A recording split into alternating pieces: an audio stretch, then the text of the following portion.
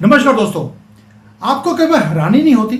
F-35 दुनिया का बेहतरीन नंबर 1 एयरक्राफ्ट वो 10 दिन से धक्के खा रहा है हमारे केरला के अंदर, और उसको लेके जाने की, उसको ठीक करवाने की कोई भी कोशिश नहीं की जा रही। और ये बोल रहे हैं उसको हाथ मत लगाना। ये बार बार बोला जाता है इस F-35 को हाथ मत लगाना, इसको आपको सेफली हैंगर के अंदर, भी हैंगर कपड़े सूखने वाला नहीं है, जहां पर ये प्लेन को खड़ा करते हैं उसको हैंगर बोलते हैं, उस पर लेके जाने की जरूरत नहीं है क्योंकि पता नहीं आप क्या कर लेंगे। अब जब इसकी डिटेल में इन्वेस्टिगेशन करी गई तो समझ आया कि कुछ और गड़बड़ है इस पे। ये सिंपल मैटर नहीं है F-35 का भारत में, वो भी केरला में जाकर खड़े होना। अभी अब केरला में खड़ा हो और हमारी एक कम्युनिटी कोई हरकत ना करे। उन्होंने भी क्लेम कर लिया कि जो F-35 है ये तो वक्फ की प्रॉपर्टी है। अब ये उन्होंने क्लेम कर लिया। चलिए, इसके ऊपर हो सकता है कि ब्रिटिश गवर्नमेंट, आजकल वैसे भी इस्लामिक रिपब्लिक ऑफ ब्रिटेन हो चुका है, हो सकता है वो दे भी दे। ये उनका अपना पर्सनल मैटर है between Waqf board and Islamic Republic of London, ये आपस में देखते हैं। लेकिन F-35 का भारत में आना और वहां पर 10 दिन से खड़े रहना, धूप में और बारिश में, और हिलाने की कोशिश नहीं की जा रही, कुछ तो है, कुछ गड़बड़ है। अब इसकी इन्वेस्टिगेशन जब करी अभिषेक जी ने, हमने मिलकर, तो पाया कि यार खेला कुछ और ही है और इसे जानबूझकर यहां पर शायद भेजा गया है। अब बात करते हैं डिटेल में कि क्या रीजन है, पीछे की जियोपॉलिटिकल सिचुएशन क्या है और इसमें से निकल के क्या आएगा। कुछ तो है जो हम भी निकालेंगे, और वो क्या निकालेंगे ये अब पता लगेगा अभिषेक जी के साथ। आपने पहले भी इनको हमारे साथ देखा है कई बार, बड़ी मुश्किल से हाथ में आते हैं। आज आए हैं तो इन्होंने बोला यार तुमने बिल्कुल भी वक्फ के ऊपर बात नहीं करनी, तो मैंने भी नहीं करी।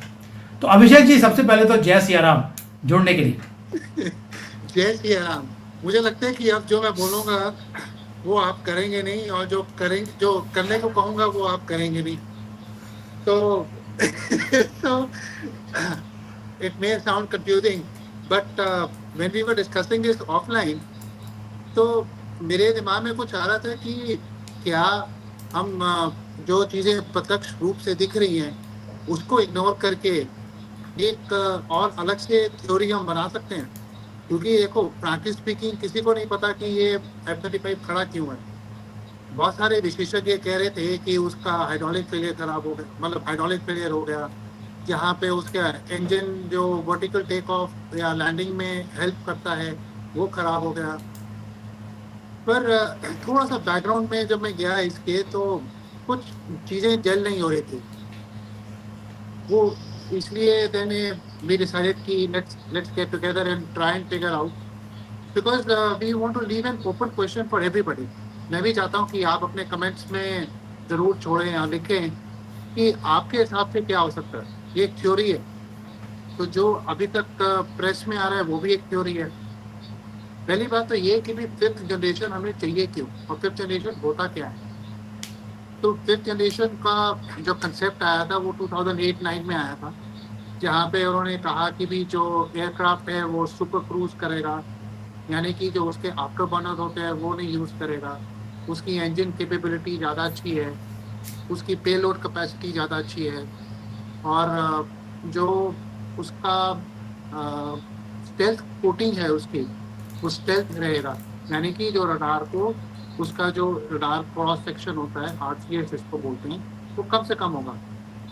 तो यहाँ तक कि ये बोला गया है कि जो अगर जो कन्वेंशनल रडार पे देखा जाए F-35 को, तो it appears like a golf ball, यानी कि बहुत डिस्टेंस पे गोल्फ बॉल इतनी उसकी क्रॉस सेक्शन होती है, या एक बर्ड, छोटे बर्ड की तरह। F-22 की जो रडार क्रॉस सेक्शन है US वाला, जो कि वो किसी को नहीं बेचते, उसकी रडार क्रॉस सेक्शन और भी छोटी है। तो बेसिकली इसका स्टेल्थ का पर्पस उसको अवॉइड करने के लिए, छुपाने के लिए, कि ये एयरक्राफ्ट हवा में उड़ के आ रहा है, और basically air to ground attack करने के लिए है। और जहाँ पे हेविली कंटेस्टेड एयर स्पेस हो, या जहाँ पे GPS जैमिंग हो, या जहाँ पे एयर डिफेंस सिस्टम बहुत अच्छा हो, वहाँ पे ये स्टेल्थ एयरक्राफ्ट आके वहाँ पे बॉम्बिंग कर सके, डिटेक्ट ना हो। अंदर घुस के बॉम्बिंग कर सके। जैसे मोदी जी कहते हैं हम अंदर घुस के मारेंगे, तो यही कुछ प्रिंसिपल ऐसा इसका ये वाला है। अब मुझे मेरा ये मानना है कि जितनी भी इंडियन एयरफोर्स की जो कैपेबिलिटी है उसकी शॉर्टेज को इंजीनियर किया गया है। इस वजह से क्या वजह say that is a separate issue all together, but कई दशकों से इंडियन एयरफोर्स की कैपेबिलिटी को बढ़ने ही नहीं दिया। और जो आत्मनिर्भर भारत का हमारा जो गोल है वो सिर्फ एक चीज पे अटका हुआ है और वो है इंजन। अब इस ये जो बैकग्राउंड आपको समझना जरूरी है कि F-35 का इम्पोर्टेंस कहाँ पे आता है और इसकी बात दोबारा से कहाँ से स्टार्ट हुई। और मैंने कुछ ये अपने चैनल पे भी कवर किया, जो मेरा टेलीग्राम चैनल है उस पर भी मैंने कुछ कवर किया कि जब मोदी जी पीछे यूएस में गए हुए थे तो वहाँ पे ट्रंप ने सडनली एक शगुफा छोड़ा, तो कहा कि भाई F-35 is also on table. और तब से हम सोचने लगे कि F-35 आएगा तो क्या होगा। फिर बहुत सारे आर्टिकल लिखे गए कि उसकी जो टोटल कॉस्ट ऑफ ओनरशिप है वो बहुत ज़्यादा है, और ये भी बोला गया कि जो टाइम बिटवीन ओवरहॉल है, टाइम फॉर फ्लाइंग है, वो भी बहुत शॉर्ट है इसका। फिर कुछ एलॉन मस्क की भी इसके ऊपर टिप्पणी आ रही थी कि F-35 बड़ा कॉस्ट ओवररेटेड है। और फिर कुछ ये बात हो रही थी कि क्या हम इसको अपने लेवल पे हैंडल कर पाएंगे या नहीं, मतलब इसके इतना ज़्यादा कॉस्ट क्या हम अफोर्ड कर पाएंगे या नहीं। तो ये सब क्यास चल रही थी। इस बीच में मैंने ये भी एक्सप्लोर किया कि हमारी अब जो इंडियन एयरफोर्स है वो कम्प्लीटली इंटरकनेक्टेड है, और ये हमने ऑप्शन 2 में दिखाया भी कि फ्रेंड एंड फो को आइडेंटिफाई करने के लिए हमने सिस्टम्स भी बना लिए हैं। So very fascinating. फिर अहम मुद्दा ये आता है कि क्या हम F-35 को इनकॉर्पोरेट कर पाएंगे या नहीं। तो ये पार्ट 2 है इस स्टोरी का। पार्ट 3 क्या आता है कि यूके ने अभी रिसेंटली इंडो पैसिफिक में अपना कुछ एक्सरसाइज स्टार्ट करी। उनका कैरियर बैटल ग्रुप जो है HMS वेल्स, जो कि बेचारे को जंग लगी हुई है, वो अब किस बलबूते पे चल रहा है आई डोंट नो, वो भी उनके भगवान भरोसे ही चल रहा है। अब वहां से उनको पता यूके रहता की कोई यूके की कोई भी चीज ना भगवान भरोसे चलती है ना जीसस के, अब अल्लाह के भरोसे चलती है। Something like that. हाँ। हाँ, जब ऑफिशियली आएगा then we will say, but ये तो अनऑफिशियली स्टेटमेंट है। तो कैरियर बैटल ग्रुप से, कैरियर एयरक्राफ्ट कैरियर से जब आपको पता है कि वेदर ख़राब है या ख़राब हो सकता है या कोई स्टॉर्म है या मानसून है, और इस वेदर में उसको एयरक्राफ्ट को उड़ने क्यों दिया, पहली बात तो क्या वजह रही होगी। ये तो मैटर ऑफ कंजेक्चर है, क्योंकि हमें पता नहीं कि उनका क्या ऑपरेशनल डिटेल्स हैं उनकी, that has not been made public at all. But वो उड़ के आया। तो देयर आर 2 थ्योरीज जो मेन स्ट्रीम मीडिया एक्स पे अपलोड कर, मेन स्ट्रीम मीडिया और एक्स पे जो थ्योरीज है what says what is posted on Telegram या ओपन सोर्स वाले जो सो कॉल्ड पोस्टेंट वाले बोलते हैं। वन थ्योरी इज कि this aircraft was trying to prove our air defences, कि वो उसको देख रहा है कि अच्छा हम क्या डिटेक्ट कर सकते हैं या नहीं कर सकते। एंड देन जो इंडियन एयरफोर्स वालों का जो ऑफिशियल कम्युनिक आया था, तो उन्होंने अपना मेंशन किया कि जो हमारा इंटीग्रेटेड एयर डिफेंस है, हमने F-35 को डिटेक्ट किया और उसको आने दिया। फिर इसके काउंटर में बात चली कि नहीं जी, ये जो एयरक्राफ्ट ने अपने ट्रांसपोंडर ऑन किए हुए थे और उसने अपना मतलब एज इट की अपनी स्टेल्थ ऑफ की हुई थी, and it was broadcasting its location in the air, तो उसको लैंड करने दिया, तभी हमने डिटेक्ट किया। We don't know what is the actual reason, but I will go by the देखो Indian Air Force Abhishek ji, official version. Abhishek ji बड़ा सिंपल है कि हमने जो ऑपरेशन सिंदूर था यहाँ पे भी डिक्लेयर किया था, we are the only country जिनके पास रडार सिस्टम है जो कि स्टेल्थ को भी हम, अगर वो कहते हैं कि इनविजिबल प्लेन है, हम उसे भी देख सकते हैं, ये हमारे पास कैपेबिलिटी है। और जब हमने ही बोला कि भाई जब ये इनका F-35 आया, इनको था कि वाकई में इनके पास है ये कैपेबिलिटी, जब हमने दिखा दी तो आपको मालूम है गोरों को थोड़ा सा होता है कि जब नाक कटती है तो ये बोलते हैं नहीं नहीं नहीं नहीं, हमने स्टेल्थ को ऑफ किया हुआ था। फिर जब आपके पास फैसिलिटी है तो आप ऑफ क्यों करेंगे? तो that means they wanted to test our system and ये पकड़े गए। पकड़ने के बाद ये लैंड कर गए, चलिए लैंड कर गया एंड हमने अपनी कैपेबिलिटी दिखा दी कि तुम्हारा स्टेल्थ भी हमारी पकड़ में आ सकता है।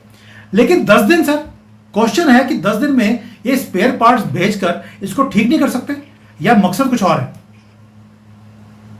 इससे पहले मैं बताना चाहूंगा कि जब एयरक्राफ्ट डिस्ट्रेस में होता है, सपोजिटली हम ये अज्यूम करके चल रहे हैं कि जो एयरक्राफ्ट मतलब जो मेन स्ट्रीम मीडिया है उसने ये कहा कि एयरक्राफ्ट डिस्ट्रेस में था, तो देयर इज अ पॉसिबिलिटी कि शायद उसने ऑन किया हो, वी डोंट नो, पर ये उनका नैरेटिव है, हमारा नहीं है।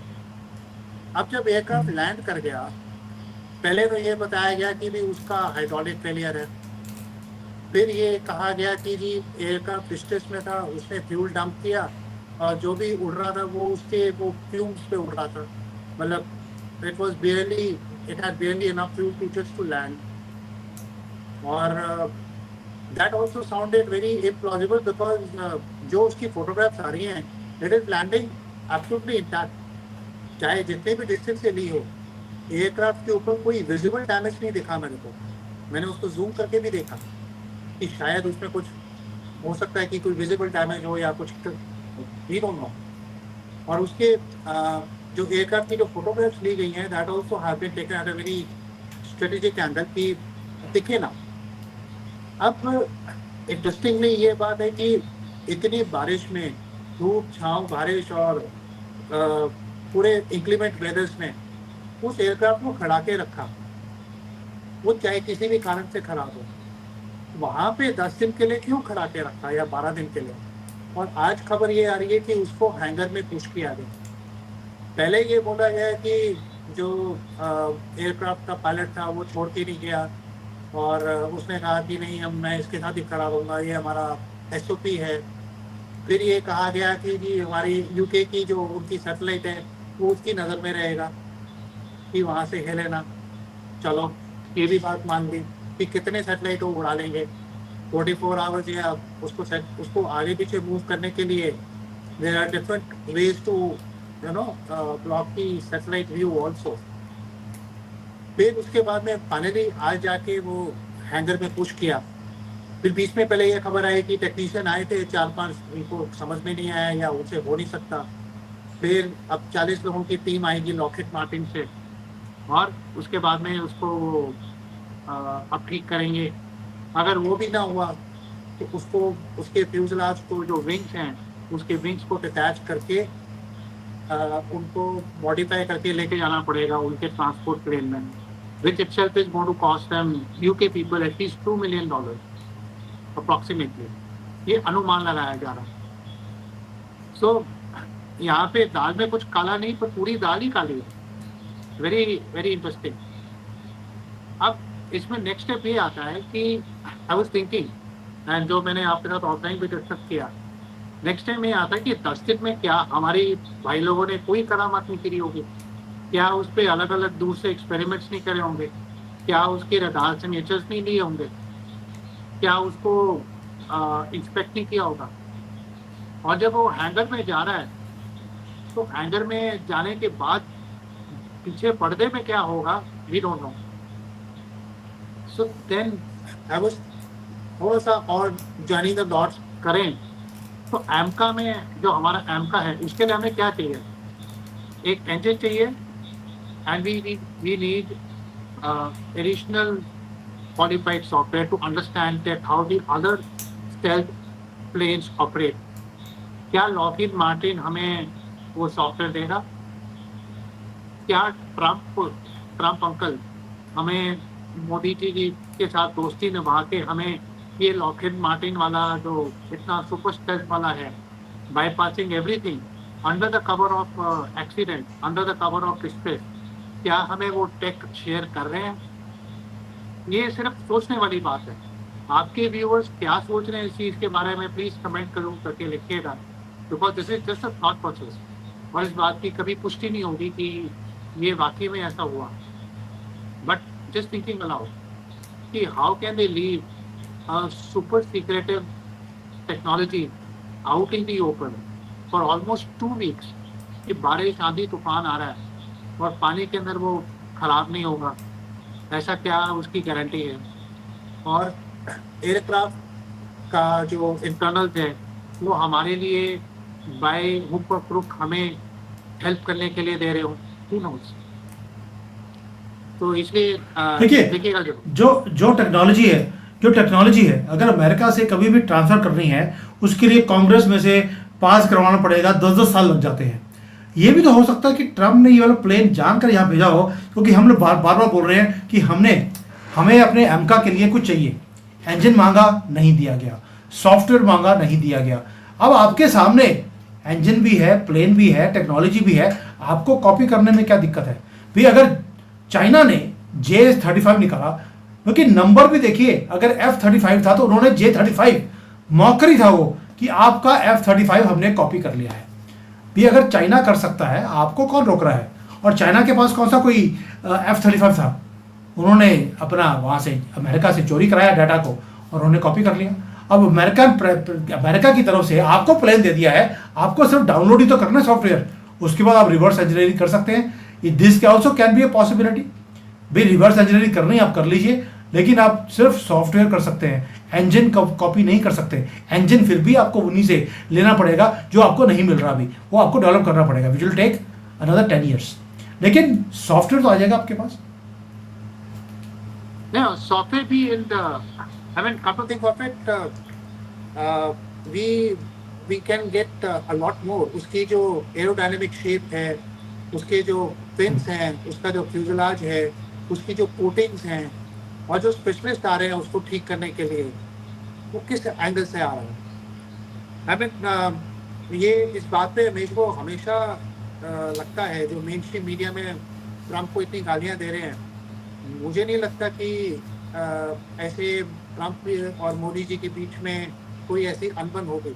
दे are making a public facade, public को दिखाने के लिए ऐसा हो रहा है। बैकग्राउंड में बहुत कुछ हो रहा है। देखिए, Trump uncle is a nationalist, he is doing anything and everything for his own country, right?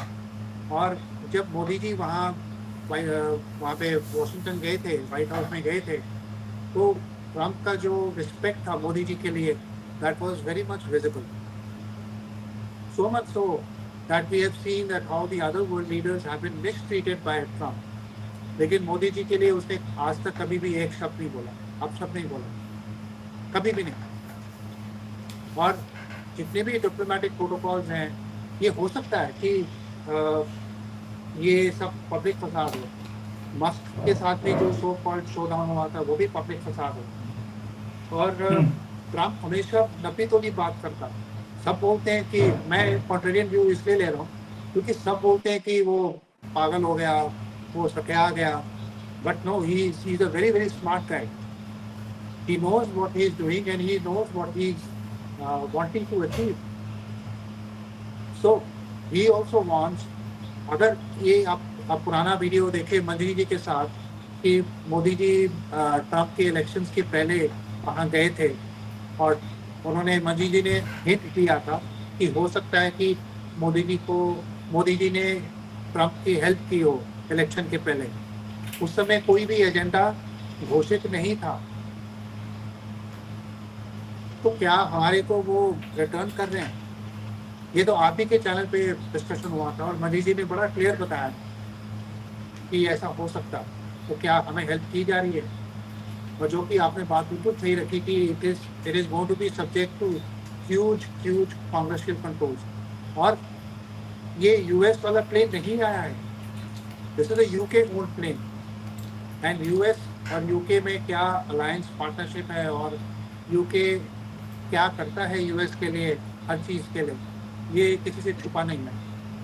तो अगर उन्होंने अपना प्लेन यहाँ पे साउथ इंडिया में, केरला में, वो भी कम्युनिस्ट स्टेट में छोड़ना है कुछ देर के लिए, तो दे आर मोस्ट वेलकम, उनको कुछ फर्क नहीं पड़ेगा। लेकिन हमारे पास यहाँ पे आके हम उसको किस लेवल पे स्टडी कर रहे हैं, एंड मोर इम्पॉर्टेंटली अगर उसके जो रडार सिग्नेचर्स हैं या उसका क्रॉस सेक्शनल कैसे दिखता है, अगर J35 में भी यू भी हूबहू कॉपी हुआ है, तो क्या उसके अंदर हमें हेल्प मिलेगी आगे जाके? ये भी पॉसिबल है कि जब हमने ऑप सिंदूर पार्ट 2 करना है, तो क्या हमें उसकी हेल्प मिलेगी? Assuming that China has transferred some planes or Pakistani fighters are training over there in China on J35, we don't know. So all things are on table. So We have to that means जो हम बात कर रहे हैं कि China ने announce किया कि वो J35 पाकिस्तान को देगा, क्योंकि पाकिस्तान को मालूम है कि हमने ऑपरेशन सिंदूर अभी बंद नहीं किया है। उसने जल्दबाजी में बोला कि मुझे J35 दे दो ताकि मैं भारत को मात दे सकूं। अब चाइना ने भी उनको J35 दे दिया, भी इससे आप राफेल को आप खत्म कर सकते हैं, मान लिया। जब हम वो वाली हरकत देखते हैं तो आपके पास J35 एक मिरेकुलसली वो खराब होता है और आपके कंट्री में लैंड करता है, और लैंड करने के बाद 10 दिन से वहां पे धक्के खा रहा है। अब मोदी जी घर में आई हुई चीज को ऐसे ही छोड़ दें, ये हो नहीं सकता। और हमारे एयरफोर्स के दो लोग जो हैं वो भी दूध के धुले हुए इतने नहीं हैं कि आपके पास चीज हो और आप उसको क्लोजली वॉच ना करें और उसको कॉपी ना करें। क्या ये आपको कॉपी करने का मौका दिया जा रहा है कि भाई ये है हमारी टेक्नोलॉजी? आप बोल रहे थे कि आपको टेस्ट करना है, आपके कंट्री में पड़ा है, आप टेस्ट कीजिए, शौक से कीजिए। और जो एयरफोर्स है उन्होंने बोला भी था कि we are considering between Sukhoi 57 and F-35, और हमने अपना एमका का जो प्रोजेक्ट है उसको भी फास्ट फॉरवर्ड करना है। 10 साल जो DRDO ने बोला है कि लगेंगे, मोदी जी ने बोला मुझे 10 साल नहीं चाहिए, आपको पैसे कितने चाहिए? तो DRDO ने $3.5 बिलियन मांगा, मोदी जी ने बोला लो 3.5 दिया, 1 साल में बना के दिखाओ। तो अब DRDO पूरे लेवल पर काम कर रहा है। क्या इसीलिए ये F-35 यहां पर आया है कि आपको हेल्प करने के लिए कि आपने जो करना कर लीजिए, प्लस आपको हेल्प चाहिए, हम करेंगे, लेकिन हमारे से F-35 लेने भी पड़ेंगे? क्या उसी चक्कर में ही आया है? क्या सॉफ्टवेयर डेवलप करने के लिए आपको ये प्लेन दे दिया गया, कॉपी कर लीजिए? So there are lot of questions where the possibilities might be there, क्योंकि भारत में पहली बात यह है कि वो हमारे एरिया में आकर प्लेन आता है, प्लेन खराब होता है, हमारे एयर स्पेस में एंटर करता है, हमारी एयर जो रडार सिस्टम्स है उसे पकड़ लेते हैं, और उसके बाद यानी कि उनको पता लग गया कि भारत का रडार सिस्टम इनके स्टेल्थ को भी कॉपी नहीं, उसको पकड़ सकता है। दूसरा, हमारे पास प्लेन आकर लैंड करना, और ऐसे लग रहा है जैसे यार फाइटर प्लेन है, F-35 की बात हो रही है, जग हसाई हो रही है, और अमेरिका जग हसाई होने दे रहा है। आपको लगता है कि possibility something is wrong? That is why this video was important to make, कि there is something more than what is catching our eye. Yes, एक आदमी है, एक बोर्ड है जिसकी आइज को तो कैच कर लिया उसने, कि उन्होंने बोल दिया कि ये तो F-35 वक्फ की प्रॉपर्टी के ऊपर पड़ा है, तो यानी कि ये भी इनका हुआ। और मुझे लगता है कि इनको मिल भी जाएगा, बट इनको मिलने से पहले, जैसे संभल में भी बहुत कुछ था, हमने संभल ही संभाल लिया, वैसे ही हो सकता है अब F-35 भी इन्होंने क्लेम कर दिया, अब F-35 भी हम संभाल लेंगे। It is a possibility which is there. And जो आंकड़े हैं सारे, जब उनको डॉट्स को जोड़ते हैं तो पता लगता है कि there is something much bigger which is going on. क्योंकि कांग्रेस जो, भारत की कांग्रेस नहीं, इनको तो सभी बाईपास कर लेते हैं। मैं अमेरिकन कांग्रेस की बात कर रहा हूं, जिसको बाईपास करना इम्पॉसिबल है even for the president of America. इसलिए हो सकता है ये किया हो। यस, आपका closing comment. Well, one last comment is that कोई मतलब वहाँ से वेस्टर्न मीडिया से कोई भी टिप्पणी तक नहीं आई जो मतलब अगर ट्रम्प अंकल को छींक भी आ गई तो भी वो हेडलाइंस बना देंगे कि ट्रम्प अंकल ने प्रेस कॉन्फ्रेंस में छींक दिया। वो इतने बड़े जहाज के ऊपर यहाँ पे खड़ा है। आज मैंने इंडिपेंडेंट न्यूज़पेपर है उनका, तो उन्होंने उसके ऊपर आर्टिकल लिखा, and very surprisingly no word of condemnation. उन्होंने इसका हवाला दिया कि इंडिया यूके का कुछ डिफेंस डील हो रखा है एंड म्यूचुअल असिस्टेंस ट्रीटी है कि अगर हमें कुछ प्रॉब्लम हो तो आप हेल्प करेंगे, आपको कुछ प्रॉब्लम हो तो हम हेल्प करेंगे। और इंडिया ने बड़ा अच्छा शाइनिंग एग्जाम्पल दिया, और in fact they were praising, which is very unusual for a Western. Unfortunately, बोलना तो नहीं चाहिए, बट वो 2 कौड़ी के अखबार होते हैं, लेकिन फैक्ट है कि surprisingly they were not saying anything against us. तो ये भी एक है, नहीं तो इतना बड़ा इवेंट हो जाना, सुपर स्टेल्थ टेक्नोलॉजी, जिस R&D के ऊपर करोड़ों रुपया खर्च हुआ हो, करोड़ों डॉलर खर्च हुए हों, and one of the most expensive fighter planes ever, उसके बावजूद भी यहाँ पे 10-12 दिन, 14 दिन, 2 हफ्ते खड़े हो गए। और अब हमने उनसे फीस भी नहीं मांगी कि यहाँ पे जो आप स्पेस लेके बैठे हो इतनी देर से, उससे कोई फीस नहीं मांगी। तो obviously we are gaining much more than whatever चिल्लर that is going to cost. सिर्फ एक चीज़ जो एक्सेलरेट करने वाली है और जो ओपन स्पेस में नहीं आ रही है, कि हमारा जो एयरक्राफ्ट इंजन है वो कितना डेवलप हुआ और कितना बचा है। जिस दिन वो आ जाएगा, that is going to be the biggest game changer. और एक बहुत सुखद खुशखबरी ये भी है कि रोल्स रॉयल्स ने पूरा 100% ट्रांसफ़र ऑफ टेक्नोलॉजी के लिए ऑफर किया है, जो कि सेम इंजन सिविलियन भी यूज़ हो सकता है और मिलिट्री भी यूज़ हो सकता है, उसका पूरा 100% transfer of technology. So yes, the equation between UK, US, Bharat and Europe is changing at a very rapid pace. क्या है क्या नहीं है, ये सब मोदी जी का कमाल है। मोदी जी हैं तो मुमकिन है, ये बात याद रखिए। और प्लीज़ अपने कमेंट में डाल के ज़रूर डालिएगा, आप सबसे ये भी रिक्वेस्ट है, अपने कमेंट में ज़रूर डालिएगा कि आपको क्या लगता है। ये तो हमारी एक अपना थॉट प्रोसेस है, एक थ्योरी है। तो हाँ, वो सो दिस इज एनालिसिस। हमने बहुत इसके ऊपर एनालिसिस किया है, बहुत डीपली इसको समझने की कोशिश करी है। Then we have come up with all this facts कि there is a possibility where F-35 strategically हमारे यहाँ पर प्लेस किया गया है। और देखिए, जब से F-35 आया है हमारे कंट्री में, पाकिस्तान के सुर भी चेंज हो गए हैं। वो चाइना में गया, बैलिस्टिक मिसाइल्स मांगने के लिए उन्होंने मना कर दिया, और शहबाज शरीफ बोलता है हम भारत से बात करने को तैयार हैं। वो भाई F-35 अभी खड़ा है, खराब है, उड़ नहीं सकता, आप बातचीत पे आ गए। तो आप समझ सकते हैं कि कुछ तो है यार जो हो रहा है। लेकिन ये छोड़ते हैं मोदी जी के ऊपर, क्योंकि मोदी जी काम देखते कहीं और है, काम कहीं और करेगी। बोला था POK लेंगे और प्लेन केरला में खड़ा कर दिया। यही है मोदी जी का स्टाइल काम करने का, समझना इम्पॉसिबल है। तो थैंक यू विजय जी, ये पूरे थॉट प्रोसेस को शेयर करने के लिए। And let's see what comes out, and I hope something beautiful is going to come out of this innocent mistake by UK। Thank you, जय हिंद, वंदे मातरम। जय हिंद, वंदे मातरम।